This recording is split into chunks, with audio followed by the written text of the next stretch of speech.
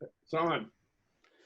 Welcome to the new JFK show, number 255. We're back for a new year, and we've got Larry Rivera with a killer hourglass that we're going to be using for time tonight. So tell us about your hourglass, Larry. Can you see it? Yeah, sure I can see it. Yeah. It's a beauty. It's a beauty. Ah, there you go. I'm surprising you every day. 2 hurricanes and a move, huh? Yeah. All right. Nothing keeps Rivera down. All right, so from what I understand, Larry's got some more files. The JFK files were released by Trump. And many say there's nothing in there and there's nothing to see here. However, Larry begs to differ on that. Oh, you're talking to me? Yes, I am. Well, actually, yeah, I think this is our first show of the year, right? Yeah. Oh, well, and we're just talking about how many have we done over the years. You know, it's been like sort of a record, you know? Well, no, Black Ops on like almost on 1,000. So we're way behind. That's why we're the new JFK show. Yeah, but qualitatively, there's no comparison. No, somewhere along the line, they fell off the wagon and they've never refused to get back on. Well, you know, I think we can probably date that pretty precisely. Yeah, I think there was a day when Fetzer left and DiEugenio entered the picture. Yeah, for real. Plunk your magic twanger, Froggy. Right. That didn't take too long to figure out, but it's Turn amazing. a truth-seeking show into a propaganda campaign, a charade. Well, it's not, a clown show. Let's not forget that Oceanic himself has said many times that he's never been to Dealey Plaza. Right. And the Zapruder film has not been altered. That sure shows a lot of dedication, Larry. Yeah, and Lee in the doorway. That's a guy who really cares. Yeah. So now we do have a problem, fellas. 153 News is not quite funding itself. They've been a couple $100 short. So Jason Boss put out a video today that if we don't make it this time, he's going to shut it down. He's going to leave it up for February so we can get our stuff off. But you know, I'm going to do my best to fund it. You know. Gary, I gave him the perfect solution. I said you charge users $1 per video per year. He's got 40,000 videos. That's $40,000. Well, Why I'll did get a hold of him. I'll talk to him tomorrow. you tell him? I've talked to him. I gave him that. I interviewed him twice at length about this to promote 153news.net. Mm-hmm. Tell him there is the obvious solution. Yeah, I'd hate to lose that, but we do have to think in the future about where we might need to put all these It would be videos. a calamity. Gary, not only do you have all the new JFK shows up there, I have hundreds and hundreds of my shows up there. I know. Yeah. I've got a lot of different shows. We got Raphael, you know, Nathan Lawrenson, you know, so I got a bunch of videos up there. Shows with you and I. So, all right, Larry, what you got for us as far as JFK goes? Well, we're swiftly advancing here, you know, with the Mexico City documents and what happened in Mexico City, which I have been promoting and I've been saying here all along. I've been saying ad nauseum here that the new documents are going to redefine what happened in Mexico City. Obviously, at the time of the investigations, the Warren Commission and the House Select Committee on Assassinations, they were limited because in the first investigation, obviously they were being stonewalled by the CIA and the FBI. And on the second investigation, the CIA decided to do a sort of like a half-assed cooperation thing, you know, with the HSCA to sort of make believe that they were, but they really weren't. And fortunately, a lot of the new documents that have been released, which all you have to do is, you know, sit down and study them and read them and put them in the proper perspective, you know, in where they belong in this whole puzzle of what is known as the JFK assassination case, where they belong. And if you know where they belong, then you're able to advance, you know, and go on to the next situation or subject or whatever. So in this case, we've already spoken about Sylvia Duran, and it's very interesting because I think we mentioned in the past that I know some people in Mexico, and they've been, you know, sort of like peripherally, you know, helping, you know, and trying to figure out, you know, what's the deal with Sylvia Duran. And it appears that due to all this situation with the JFK assassination, she is very well ensconced and tucked away and sort of like unavailable to researchers and to investigators. However, the more the more information that we glean, you know, from the new documents, like I said, the more and more, you know, we fill out this picture here on Sylvia Duran and what really happened in Mexico City, where it appears that, first of all, I believe that Lee Oswald, that supposedly appeared at the embassy and the consulate at the Soviet and Cuban facilities there, was an impersonator, you know, doppelganger or whatever. And that seems to be more and more the case. And it's interesting because, and we've also talked about what the Lopez report that was written by Dan Hardway and Edwin Lopez in 1978. And we have also talked about what an incredible achievement this was because at the time in Langley, when they were trying to extricate all these documents from the CIA, they were only allowed to look at documents and take notes, but not to actually photocopy or anything, you know. So the Lopez report, which is almost 400 pages long, and it has more than 1,200 citations from these documents that they just very briefly saw, you know, at Langley at the time, for a period of about maybe a year and a half, is quite a feat, you know, with the Lopez report. And in the Lopez report, they actually concluded that it was highly probable that the Lee Oswald that supposedly went to Mexico was an imposter. Okay, I subscribe to that. However, there's also a lot of new information coming out on how this whole sequence of cables and documents that supposedly came out of Mexico City were actually done after the fact.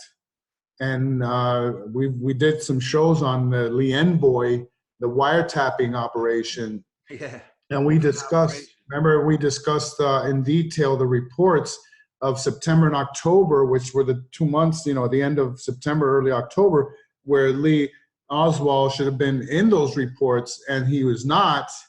And so this whole thing, you know, completely crumbles, you know, when you try to follow, you know, the exact protocol that the CIA station had for the Lee Envoy wiretapping, reporting the transcription of the tapes and everything.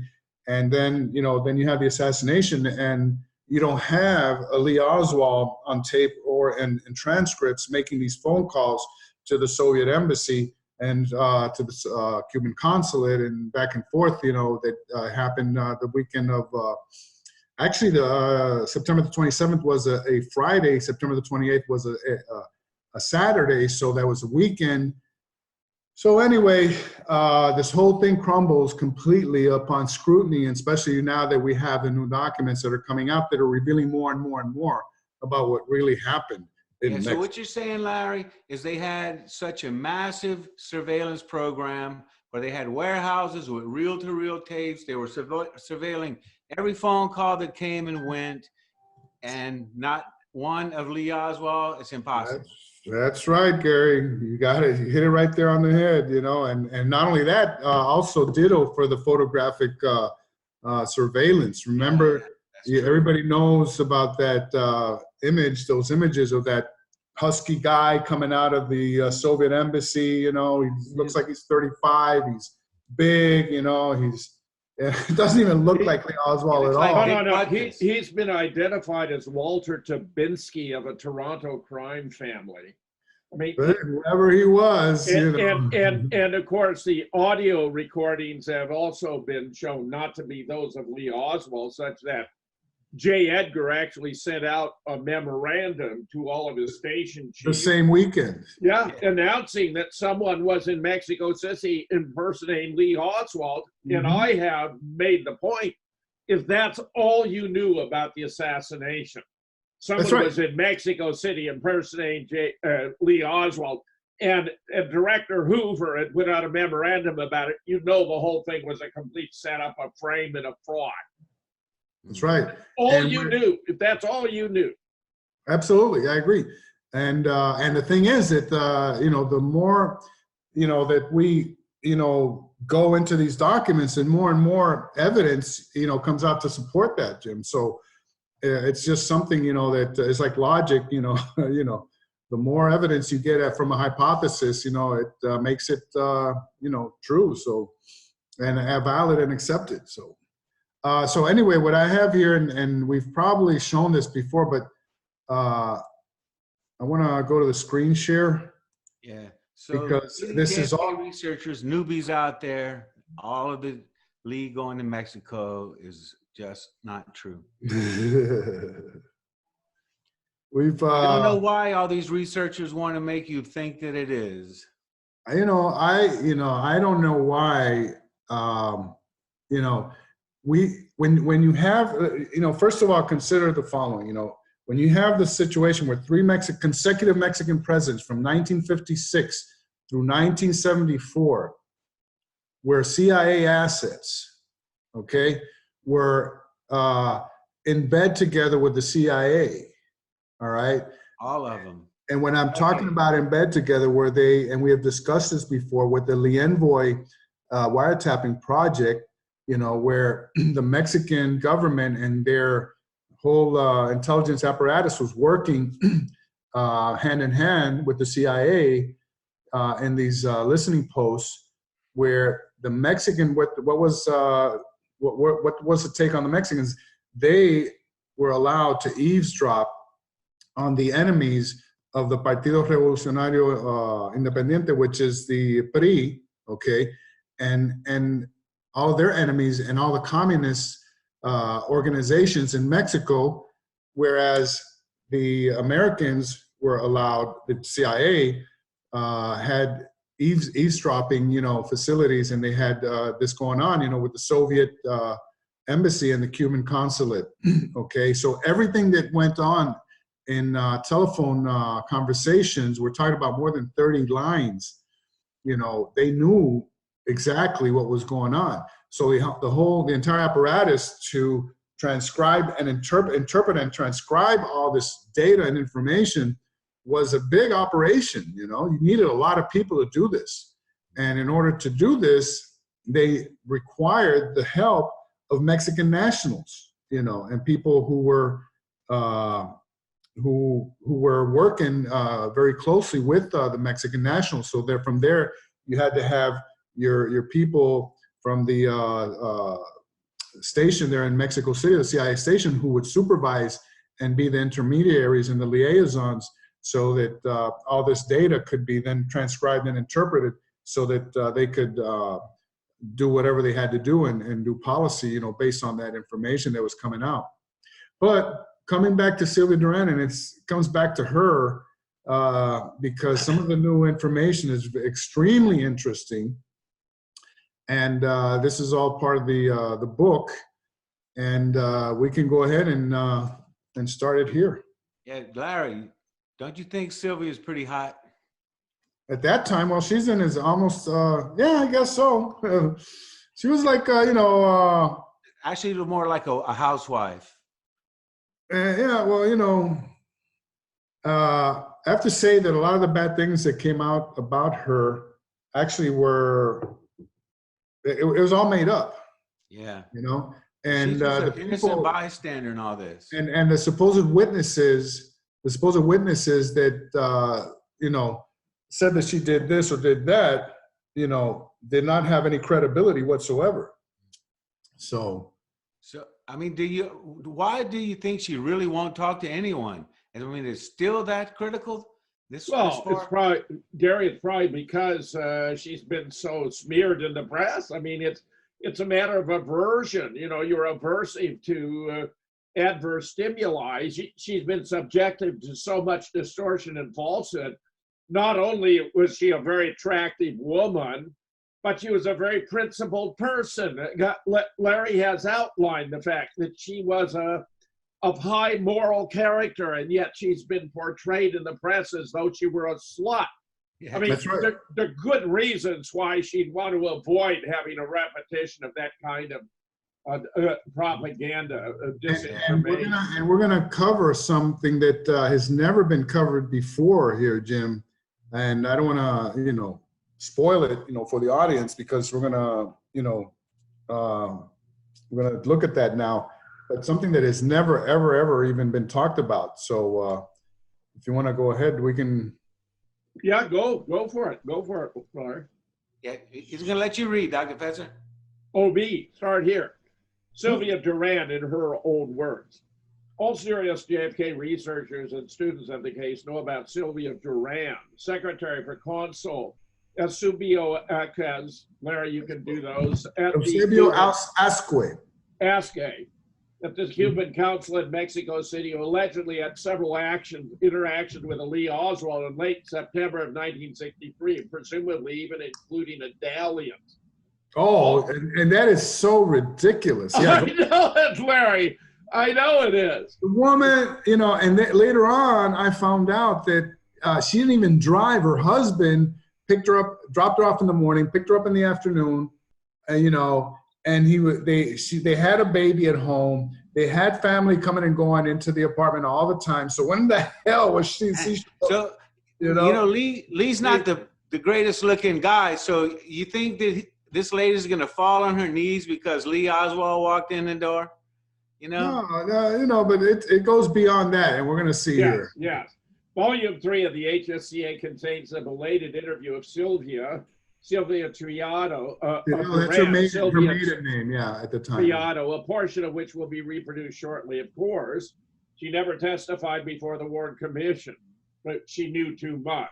No. From day one, the arrest and mistreatment of Durand was viewed as a very serious matter by the U.S., as evidenced by this cable dated 23 November 1963, a month and a day after the assassination. The first two redacted words are an acronym for U.S. and another for Cuba. The last appear to be for the FBI and for Scott Curtis. Arrest of Sylvia Durand is extremely serious matter which could prejudice blank freedom of action. ODIOC, which is the State Department. Right. Freedom of action on entire question of probably Oswald responsibility, I bet. No, that's P. Bruman, Cuba responsibility. Okay, of Cuba responsibility. Yeah. With full regard for Mexican interests, request you ensure that her arrest is kept absolutely secret, that no information from her be published or leaked, that all such info is cabled to us, and that fact of her arrest and her statements are not spread to leftist or disloyal circles in the Mexican government, meaning anyone who actually wants to know the truth. Yeah, they want to saran wrap this whole thing. Right. We are trying to get more info on Oswald from blank, and will advise That would be Odenvi. That would be the FBI. The cryptonym was Odenvi. Yeah, good. And then we'll advise or direct through COS, which would have been Winston Scott. Yeah, good. Okay. The Cuban government was also up in arms about the arrest and mistreatment of Durand. Of course they would have been. Yeah. In a JFK assassination study, a local newspaper editorial dated 27 November 1963 will be presented showing the mood that prevailed between the Mexican and Cuban governments post-assassination. The newly declassified National Archive documents, which include memos and cables, truly describe the chaotic circumstances of her arrest. This chapter will also examine some of these, will reveal what eventually happened to her original signed statement of 23 November 1963. In an attempt to separate the wheat from the chaff, this chapter will also discuss in detail the two witnesses used to support an alleged Oswald Durand love affair, and will also dissect and analyze the Mexico City Cuban consulate Oswald visa applications, plural, because there are more than one. In the previous chapter, we also discussed the penetration of assets, Little M9 and Little Bill 7, Little Bill 9 and Little Bill 7 into the Cuban embassy. And this chapter will show how both these agents felt about a Lee Oswald visit to the Cuban consulate. Within days of the assassination, the Mexico City station, led by Winston Scott, appears to have been scheming its strategy regarding Lee Oswald's alleged Mexico City sojourn. In a previous chapter, cables beginning on 8 October 1963 were shown to have been of dubious authenticity, and the station personnel who originated these cables was discussed at length. After thoroughly analyzing the Lopez report, which was released in 1993 as a result of the JFK Assassination Records Collection Act of 1992, author Peter Dale Scott summarized the mayhem in the following manner: Deep Politics 2, page 20. With the new releases, the number of unanswered questions about Lee Oswald, the subject is now greater, not less than before. However, one hypothesis at the center seems more and more reasonable.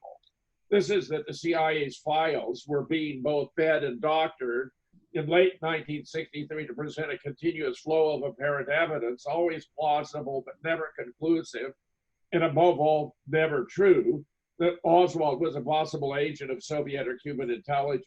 That's an incredible statement there by Peter Dale Scott, Jim. I think he really sums it up nicely, in that manner. I thought, and it's very important to introduce his summary there. I agree, and given his formidable character Absolutely. as an expert in research, Absolutely. that's particularly powerful, yes. Absolutely. This alleged evidence was never at any time strong enough to justify an armed response against either the Soviet Union or Cuba.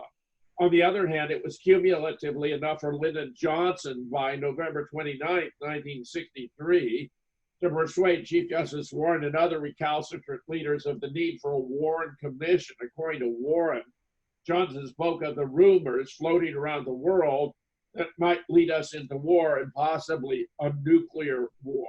That was always, his way of intimidating. Yeah, he knew how to manipulate. He was a master manipulator. The master manipulator, exactly. Completely brilliant that way. When Edwin Lopez and Dan Hardaway finished the HSCA Lopez report in 1978, they found a high degree of probability that Lee had been impersonated in phone calls and appearances at the Cuban consulate and Soviet embassy in his quest for a transit visa to travel to the Soviet Union. All you have to do is look at a photo of the guy down there compared to Lee, and it's obvious. And not only that, when the transcribers, Russian couple, and we've talked about them before, Boris and Ann Tarasov, when they were visited by the HSCA in 1976 by Bruton and Blackmer, who at that time, were working for the HSCA, they said, flat out that it was, they couldn't, that was not Lee, in those tape recordings, Cables tell the story. The following CIA cable dated 27 November 1963 reveals the extent to which the FBI exerted its influence in the Mexico City aspect of setting Lee Oswald up for the fall. It also shows the intimate relationship that existed between the Mexican government and the U.S. intelligence apparatus. In this cable, the redaction of the cryptonyms were not obscured sufficiently, giving us the ability to see through and reconstruct the cable as it was in its original form. These have been removed and the corrected terms have been inserted and the cable transcribed entirely. This is what I'm talking about, and this is what, as you can see, originally when this cable was released, it was heavily redacted. Le Envoy, Le Tenzer, Le Tempo. Obviously, when you at first glance you can't really tell. You can't even make heads or tails about what the hell they're talking about. Yeah. But once you insert the correct terms, okay, and I'm going to scroll down here, and now it takes on a whole new meaning, Jim and Gary. Okay, very good. One, Department of Justice is preparing a report on whole assassination case and will undoubtedly want to include detailed data on Oswald's activities in Mexico. Obviously, the Lee Envoy joint wiretap operation info as such cannot be used, but the statements of Sylvia Duran, which carry essentially the same import, could be used without compromising Mexico sources or revealing the extent of your liaison. Therefore, request you cable in a translated version of her statements and obtain Litensor equals Adolfo Lopez Who at the Mateos. time was president of Mexico, okay, Lieutenant. Wow. Yeah, nice. And Tempo 2, Gustavo Diaz Ordaz. Who is the individual who succeeded Lopez Mateos? Wow. So you got two Mexican presidents here. Exactly. Yeah, permission to use these statements in the official report will coincidentally be published. Please notice that Director Odenvi equals FBI J. Edgar Hoover is getting from Odenvi equals FBI Mexico much info which obviously originates with the Envoy operation. Odenvi FBI here apparently does not realize this information was produced by a Hoover CIA operation, and indeed, Odenvi FBI may be getting this Envoy info through its own clandestine sources in the Gobernacion or even the president's office. Please try to clarify the Odenvi FBI representative there has the exact manner in which he has obtained such information and the form in which he has sent it to Odenvi FBI headquarters. We must avoid the inadvertent compromise of Lee Envoy. Advise. This is a very, very telling. I think they had an epiphany. So they had to use Sylvia to cover for their contacts and their sources. Yeah, exactly. What they want to do is they want to keep their narrative going. They want to keep all the raps on the Lee Envoy joint wiretap operation, hush hush, you know, and you know, keep that out of the picture and rely just on what Sylvia Duran could have said, you know. But in this whole scheme, you know, what happens is that Sylvia Duran says, "Hell no, I'm not going to go with this shit," you know. And that's where this whole thing unravels in a way that we've never seen before, because we're looking at these cables now, Jim and Gary, and you know, it's like I said, you know, before, how could you formulate an opinion of what happened in Mexico City when you didn't even have not even 10% of the information, you know, from the documents? You know, now we have that whole 90% that we did not have. So it has to be completely, and I'm saying this, I've been saying this, you know, for probably a couple of years now, you know, since they came out. The whole thing in Mexico City has to be completely reformulated, you know, as far as I'm concerned, you know, based on, you know, all these new documents that are coming out. So anyway. You skipped the second paragraph, Larry. I haven't read it yet. Yeah, you did. Okay. Yeah. 2, please note that Director Odenvi FBI J. Edgar Hoover is getting from Odenvi FBI Mexico what information which obviously, did I already read that? Yeah, you did. Okay, you got it. But notice here in this cable how Edgar Hoover is involved, okay? The presidents of Mexico here are involved. Obviously, Win Scott is involved in this whole thing. This is, and notice the date of this is November 27th, 1963. This is a date of the second Sylvia Duran, where they, you know, actually they, for lack of a better word, kidnapped her, you know, the police there, and made her come a second time, because apparently the first time she did not give them, you know, the information that they wanted to hear. Okay, or and another thing, and we're going to see it now because I don't want to give it away, regarding the original statement and affidavit signed on, taken on the weekend of the assassination, specifically on November the 23rd. Okay, and so these are the cryptonyms. Okay, and here's another very, very interesting cable that came out in the 2017-2018 document release, and it made its belated appearance with 2 references still redacted. I'm sorry, this is, Lee Envoy in the president's office. Those are from up here. Now, this is another one here that is definitely worth, see, this is the cable that came out. This is the same one from above here, see? Without the redactions. And here, the bottom, only these two redactions are here. But what I want to do is I want to continue here, right here. Okay. What does this cable suggest?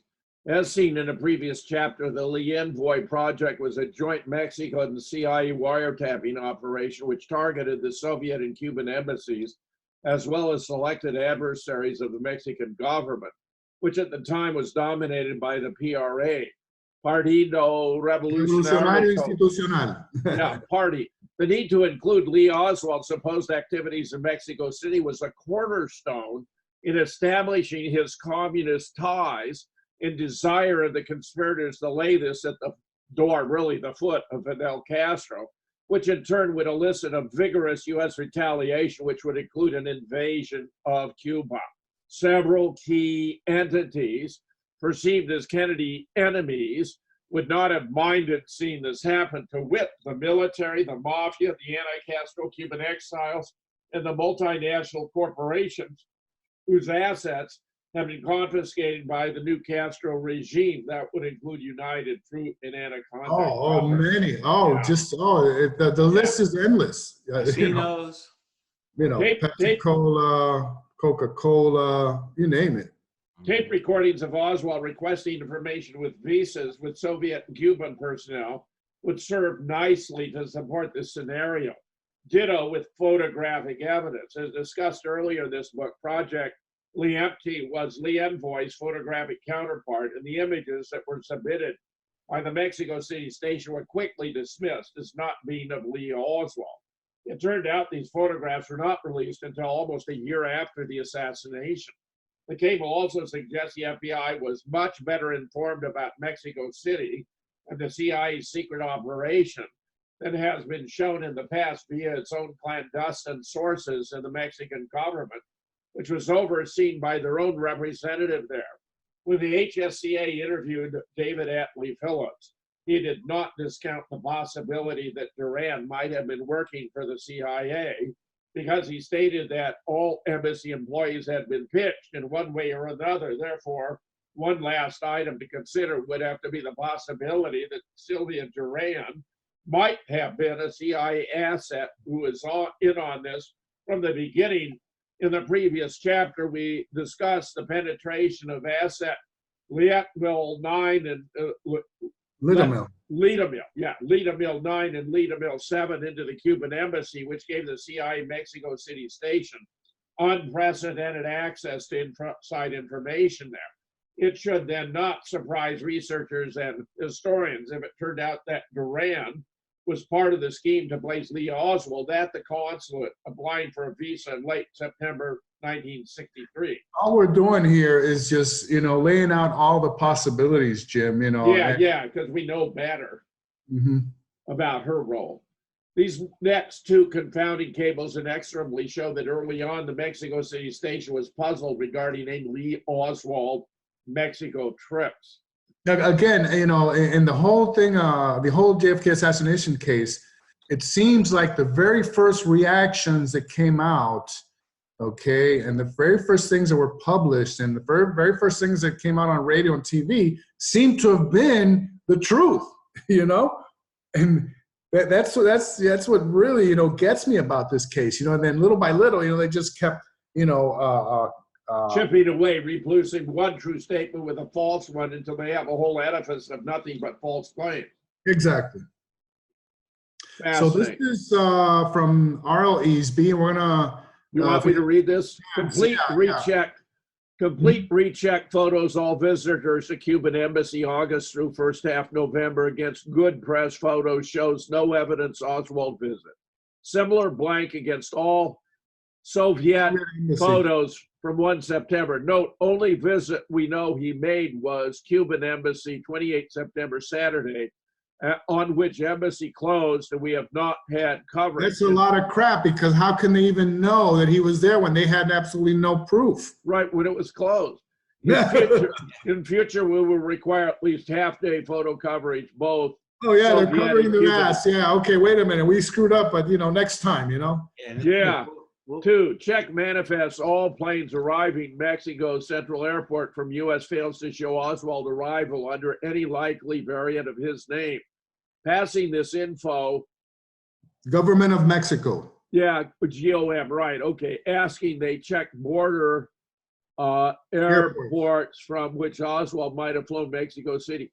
We do not get manifest these domestic flights. Let me say, Larry, Judith may be the plug to push the idea that Oswald traveled there by bus. So of course he wouldn't showed up on the check of the Exactly, exactly. And now what we're seeing here is that, wait a minute, and this is something that's never been discussed before. Wait a minute, what about if he flew in, you know? And forget about all this bus. He flew in on a private plane rather than commercial. Absolutely, absolutely, absolutely. But it's all bullshit anyway. Yeah. The second It's cable, it's plausible denial. Is what they're doing. the second cable suggests that in the absence of any photographic evidence of an Oswald visit, Plan B should kick into gear, and this would involve Sylvia Duran, where she immediately was rendered incommunicado to prevent the wrong unfiltered information from being put out. Right. And that's exactly what we see here in this cable. And it's dated the 23rd of November. Okay, and it starts here. Saw photos of Lee Oswald on television night of 22 November, and obviously photos sent to Dallas were not identical with Lee Oswald held Dallas. Dates are as given on photos. Meaning the photos taken in Mexico City were not the same as the photos from Dallas.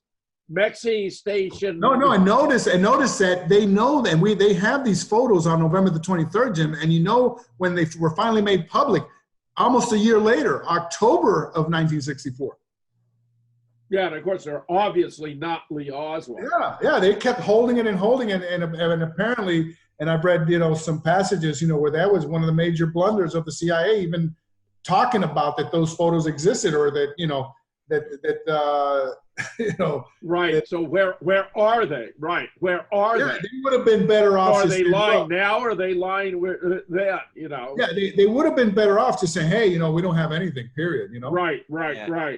Mexi station reviewing all available photos, persons entering Soviet and Cuban embassy. Mexi suggests to Tempo 2 that Sylvia Duran, who Mexican employee at Cuban embassy and who put Lee Oswald on phone from Cuban embassy to talk to Soviet embassy on 26 September, be arrested immediately and held incommunicado until she gives all details of Oswald known to her. That's really to silence her and get her out of the media, I think.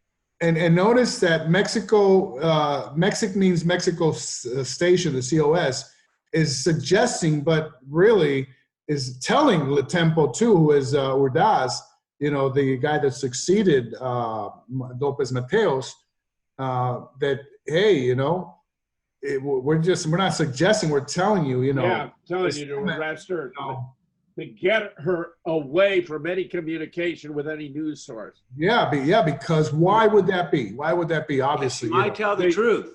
Because they're using her as a conduit to spread falsehoods that she would deny. And they want to keep her on the wraps until they can formulate what it is, the official version of what the hell they're going to say. Yeah, how they're going to use her and what they're going to attribute to her. Right, exactly. The frenzy that the Duran affair created in Mexico and Cuba can be appreciated in this vintage editorial published by the Mexican newspaper El Informador. Yeah. The editorial reported both the Mexican and Cuban governments to have been in a very precarious situation, where one was accusing the other of meddling in the affairs of the other, exactly the type of dispute the CIA wanted to provoke. The false flag operation mentioned in a previous chapter, which would cause a break in their diplomatic relationship. Remember when we did a couple of shows where, they were placing like car bombs under the cars, of people that worked at the Cuban facility, embassy and consulate, people who they thought were agents. Not nice, Larry. Yeah, and not only that, where even one instance where they were going to plant a lot of propaganda in the trunk of the car, and then when it exploded, all this propaganda was going to be found.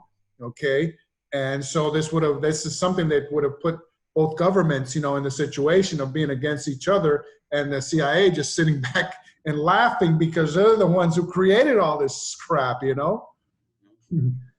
The editorial below protests the supercilious claims of Cuba, which offends Mexican dignity regarding the mistreatment of Duran as an employee of a Cuban diplomatic installation. It applauds the reaction of the Department of Exterior Relations, which stated that, quote, the fact that Mrs. Duran is an employee of the Cuban consulate does not confer immunity or diplomatic privileges or remove her from the qualified Mexican jurisdiction. I have to disagree. I have to disagree on that. I believe that as if you're working in an embassy, you know, the definition of an embassy is that you are actually on soil of that country. That's right. You're right. You're right, Larry. This is a false statement. No question about it. You know, and obviously deliberately contrived to justify abusing her. Yeah, and not only that, it's justifying, you know, where you've got both governments now, you know, against each other, you know, and they're obviously, you know, fighting now in a situation where, you know, albeit where the Mexican government had always been very accommodating, you know, of all of the Cuban exiles and the Cuban Castroites, the people, the Cubans, especially, you know, because that's what the Cuban embassy was in Mexico at the time. Let's not forget that Mexico was one of the few, if not the only country at the time that continued to have diplomatic and economic relationships with Cuba, when most of the other countries, and I'm not saying all of them, but had been pressured by the U.S. to drop, you know, these contacts and these relationships. Okay. Now, going down here, because this is important, because this is the first time that we find actual editorial. This is from the actual newspaper that I found in my research. Okay. And the editorial also claims that Mexico has supported the Cuban Revolution, tolerating Castro communists, and has not impeded or interfered with their proselytizing activities on Mexican soil. This direct translation reveals the mood of the Mexican people and the reason why the CIA implemented the extensive espionage and counter-espionage apparatus in Mexico City, Lienvoy and Liemti being the two most important projects which facilitated this. Quote, furthermore, allowing considerations that more so we as Mexicans are entitled to, we should point out the protests of many Mexicans over the fact that our government has permitted the passage and residence in our country of innumerable red Cubans who have come here to carry out propaganda and Castro communist agitation, or that, in transit to other countries, the aforementioned undesirable elements with broad permission of our government, that they are not to be bothered and allowed to act freely. Exactly, exactly. And this is, again, you get the, you know, the new stuff here on the new JFK show.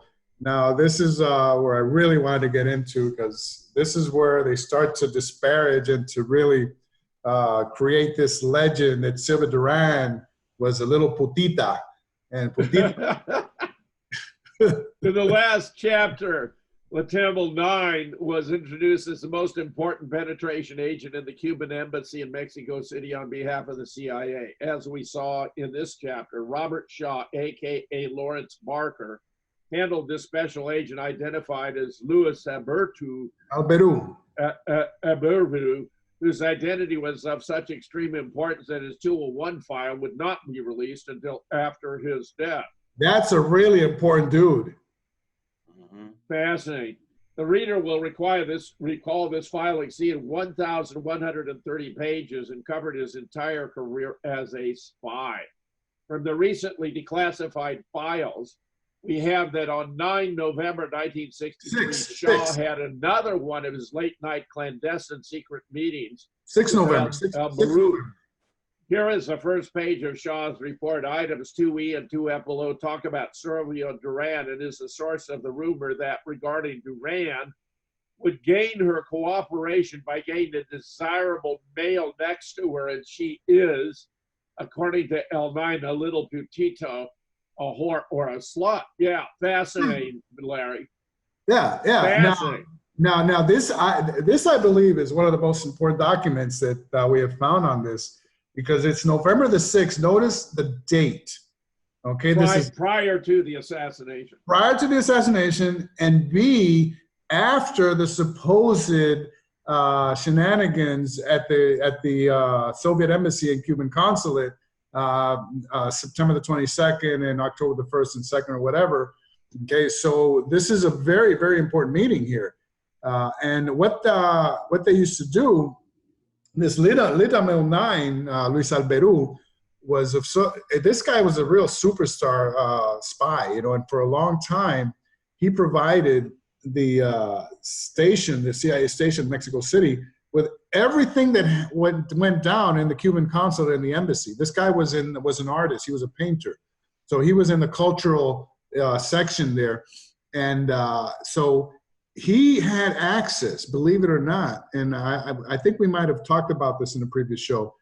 He even had access to all the pouches coming and going back and forth to Cuba. He even had access to going into the Cubana de Aviación, Cuban Airlines jets, and he would collect magazines and newspapers and bring them back to his handler, Lawrence Baker, who was known, his real name was Robert Shaw, okay? And he would actually deliver all this media so that all this would later on, you know, be delivered to the CIA there in Mexico City, and they would just pour through all this and find out, you know, what was going on in Cuba, because that, you know, we're talking about actual local magazines and newspapers that were left by passengers, you know, you know, when they traveled between Cuba and Mexico City. And not only that, he would go and go and look at what every other employee was doing in their desk, and he would just, you know, scrounge around, you know, and go around and look at what everybody was doing, what they were working on, and he would actually report all this information back to this Lawrence Barker. Now, I just want to show you here, a meeting was held with L9 in B's car from 22 hours. You know what 2200 hours is? That's 10 o'clock at night to 23:45. You know, the car was parked in the like Spana area, and all the meetings are late at night in dark places in a car, you know, because this guy was a real sensitive. He was bringing information back and forth, which was extremely sensitive about everything that went on in the Cuban embassy and the consulate, and he knew everybody. Okay? Real spy shit, Larry. Oh yeah. So what Shaw would do here, Jim, he would actually go with a folder with all the pictures that were coming out of the Liemti project, you know, the photo surveillance, and he would say, who's this? And who's this? And he would report and complete the whole picture there for the Mexico City CIA station there for Win Scott. I mean, they were really connected, you know, when they lost this mold. I mean, this guy was real, you know, number one, you know, the mold, the best spy that they had there, you know. And then when you put this together with the Lee Envoy tapes and the wiretapping, you know, it seems like the CIA station in Mexico City, they had all the bases covered, you know. They had holes in there. Fascinating. Yeah. Oh yeah, and have we ever heard about any of this before, Jim? No, of course not. Absolutely not. Never. So this is yeah. Larry, hold up your hourglass. Oh, I guess this goes half an hour. When did we start? That's a whole hour. That's a whole hourglass. That's an hourglass. Okay, Yeah. cool. Okay. Okay. So, okay, we're almost finished here. Let's ponder the last sentence of We'll item leave for F. next week, you know. Yeah. No, it's great stuff. Yeah. Let's ponder the last sentence of item F above. Shaw, Baker, and Abreu were obviously talking about recruiting or trying to recruit Sylvia Duran. Okay, this is, Four. but before that, this is what I want you to read right here. I have L9 saw. But it's very hard for me to make out the letters. I'll read You it. L9, which is Litamil 9, saw Asquith kidding with Sylvia Duran recently in the office, chiding her for being a communist. Sylvia replied, "It's not true. I am not a Stalinist. I have never been interested in party membership. I don't accept the party line, and by talking this way, you are insulting me." That's Sylvia Duran telling him. L9 thinks Sylvia is a very intelligent girl. He thinks we might be able to gain her cooperation by getting a desirable male next to her. She is, according to L9, a little putita. Which is just complete nonsense. But what I want here, what I want people to look at here is, he thinks we might be able to gain her cooperation. So they're going to put like a stud next to her. Yeah, So When they're talking about gaining her cooperation, you know what that means? They want to recruit her, okay? Yeah. And that's why here. So yeah. Let's ponder the last sentence of item F above. John Barker and Arboru were obviously talking about recruiting or trying to recruit Sylvia Durand before the assassination. that's right. In which case she would have been in a perfect position to help support a Lee Oswald visa request to travel to Cuba and the Soviet Union, and in the process serve as witness to these attempts. This, all falsely, of course. This dovetails nicely with what Lee Phillips described in his HSCA deposition about pitching every possible Cuban embassy employee when submitted a chronological analysis of Mexico City visit using an imposter, 27 September to 1 October 1963, would predate the 6 November Amru Shah meeting, and both would predate the assassination on 22 November 1963. Durand would not have needed to know any details of the first portion of this operation, which had already occurred and in which he had already been an unwitting participant. The interest in getting Sylvia to cooperate would appear to have been after the fact, where she could go along with a communist seeking a transit visa story, and more importantly, identify Oswald for the record, when the patsy would indeed have to be identified. Unfortunately, we'll never find out if this is the way it happened. However, her personal statement below suggests she was not willing to follow the script. The concept of Durand being recruited before the assassination has probably never been considered before, and is of extreme importance and interest in digesting the above scenario thanks to this asset handler report, which has only now surfaced in the newly declassified document. It is a piece of the puzzle which is entirely feasible and would appear to explain a lot. For example, this author has learned from interested Mexico citizens who have tried to learn about the whereabouts and contact Sylvia Triado Durand that it appears she is shielded and protected by the Mexican government even to this day. Yeah, that's. wow. Well, you know, Larry, it's fascinating that these documents were withheld because they were hoping no one would show interest in them. It's only you who have been so diligent and responsible in pursuing this, and therefore it would never come to light.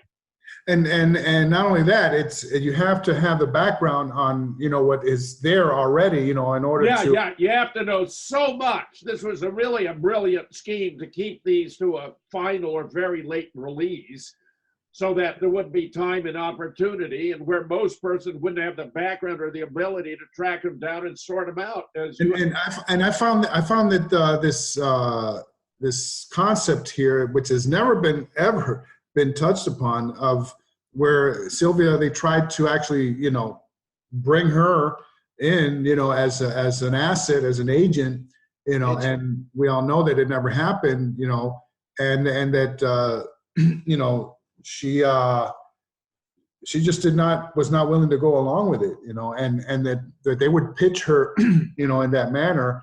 And in a way, you know, the timing, you know, that I'm talking about, November the 6th, before the assassination, you know, it seems like, you know, this whole thing is sort of like being formulated. It's the machinery is cranking here, you know, and Larry, you're just doing a brilliant job, a dazzlingly good job of sorting this out. I got to tell you, it's wonderful, wonderful stuff. Yeah. All right. Well, look, that's JFK show number 255, New Ground Being Broken by Larry Rivera. All right. We'll see you next week, fellas. all right.